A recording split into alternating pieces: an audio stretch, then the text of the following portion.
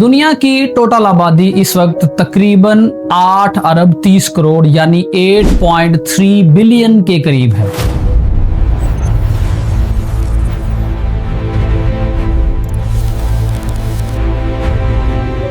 और उस 8 अरब 30 करोड़ में से तकरीबन 1 अरब 40 करोड़ के करीब लोग इंग्लिश बोलते हैं, जो इंसानी आबादी का तकरीबन 20% से ज्यादा बनता है। अगर हम इसको दूसरे एंगल से देखें तो दुनिया में बोले जाने वाली जबानों की तादाद तकरीबन 7000 है और इन 7000 लैंग्वेजेस में से इंग्लिश सबसे ज्यादा बोले जाने वाली लैंग्वेज है। दुनिया में इस वक्त करीबन 200 के करीब ममालिक हैं और मैं आपको अगर बता सकूं, इंग्लिश उन 200 ममालिक में से 25 ममालिक की नेशनल लैंग्वेज है। तो जैसा कि आपको थंबनेल देखकर समझ आ गया होगा, आज का हमारा टॉपिक है the importance of English language, यानी इंग्लिश लैंग्वेज सीखना क्यों जरूरी है, इंग्लिश लैंग्वेज को सीखने के फवायद क्या क्या हैं। अस्सलाम वालेकुम, मेरा नाम है मकसूद अहमद मीसम और आप देख रहे हैं मीसम स्पीक्स।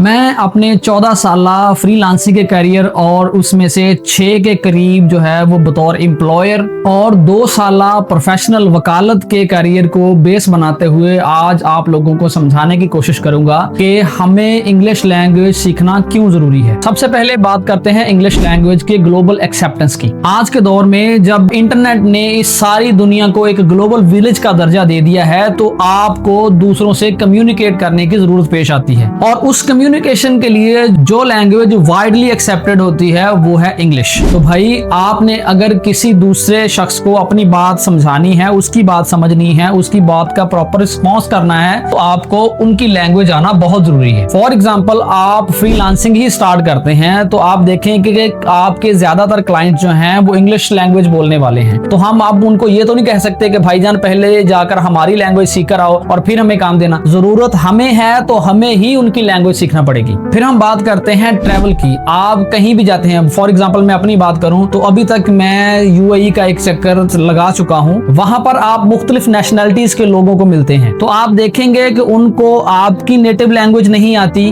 और ना ही आपको उनकी नेटिव लैंग्वेज आती है। तो यहाँ पर इंग्लिश कम्स इन स्ट्रॉन्ग। आप दोनों को अगर इंग्लिश आती है तो आप आपस में बातचीत कर सकते हो। तो ये हो गई बात English as globally accepted language. दूसरे नंबर पर बात करें तो किताबें आपके इल्म हासिल करने का जरिया होती हैं। तो आप अगर दुनिया में नजर दौड़ाओगे तो वो फाइनेंस हो, लिटरेचर हो, हिस्ट्री हो, हमें ज्यादातर किताबें इंग्लिश में ही मिलेंगी। मैं आपको बताता चलूं कि आज भी पाकिस्तान की जो लीगल सिस्टम की लैंग्वेज है, जो वकालत की लैंग्वेज है, वो ऑफिशियली इंग्लिश ही है। तो इस सेंस में अगर मैं ये कहूं कि अगर हम इन किताबों से इस्तेफादा हासिल करना चाहते हैं तब भी हमें इंग्लिश लैंग्वेज आनी जरूरी है तो मैं गलत नहीं हूँगा। तीसरे नंबर पर बात करते हैं हमारे निज़ाम तालीम की। हमारे निज़ाम तालीम का एक बड़ा हिस्सा इंग्लिश लैंग्वेज की मरहून मिन्नत चलता है। इंग्लिश मीडियम के कॉन्सेप्ट से तो आप सभी लोग वाकिफ हैं। इंग्लिश मीडियम का मतलब यह है कि आपके बच्चों को जो भी नॉलेज दिया जाएगा वो इंग्लिश लैंग्वेज का इस्तेमाल करते हुए दिया जाएगा। फॉर एग्जाम्पल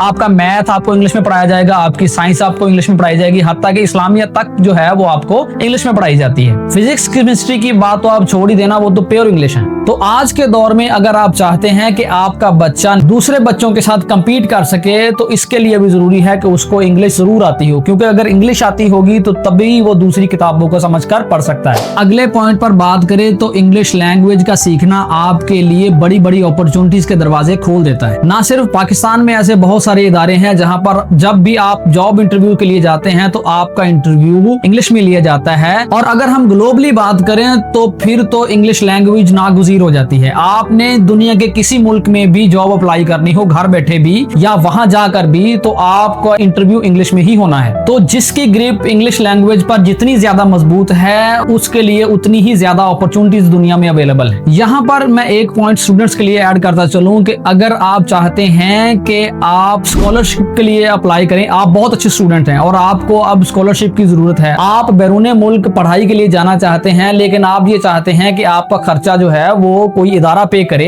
तो आप स्कॉलरशिप का रास्ता अपनाते हैं, और स्कॉलरशिप को अप्लाई करने के लिए भी आपको इंग्लिश लैंग्वेज आना बहुत जरूरी है। हमारी इंग्लिश लैंग्वेज की इंपॉर्टेंस के सिलसिले में आखिरी पॉइंट पर जाने से पहले मैं यहाँ अर्ज करना जरूरी समझता हूँ कि हमारे यहाँ चीजों को नए, खास तौर पर नए आने वाली चीजों को बहुत ही देर बाद एक्सेप्ट किया जाता है। हमारे यहाँ अडेप्टेबिलिटी की बहुत कमी है। आप प्रेस मशीन की मिसाल ले लें, पहले पहल हमें फतवों का सामना रहा कि ये प्रेस मशीन जो है वो हराम है, और इसने हमें कम से कम 100 साल दुनिया से पीछे छोड़ दिया। फिर हमें फतवे देखने को मिले कि ये फोटो बनाना या कैमरे का जो इस्तेमाल है ये सिरे से हराम है, लेकिन आज देखें कि उन्हीं लोगों के यूट्यूब चैनल्स हैं जो इसको हराम समझते थे। चलें खैर, देर आए दुरुस्त आए, आप लोगों को बात समझ आ गई है। यही बात हमें इंग्लिश लैंग्वेज के लिए समझने की जरूरत है कि हम इसको पसे पुश्त नहीं डाल सकते। हाँ, हमें अपनी मादरी जुबान से, हमें अपनी कौमी जुबान से प्यार है, लेकिन दुनिया में जिसकी तूती बोलती है भाईजान, उसको एक्सेप्ट करें। अगर हमने दुनिया में कंपीट करना है, अपने आप को प्रेजेंटेबल बनाना है, तो उसके लिए इंग्लिश लैंग्वेज का सीखना नागुज़ीर है। अच्छा जी, तो आखिर पर इंग्लिश लैंग्वेज के सीखने का जो एक बड़ा फायदा मेरी नजर में है, अगर आप मूवीज के एंटरटेनमेंट के दिलदादा हैं तो आपके लिए इंग्लिश लैंग्वेज सीखना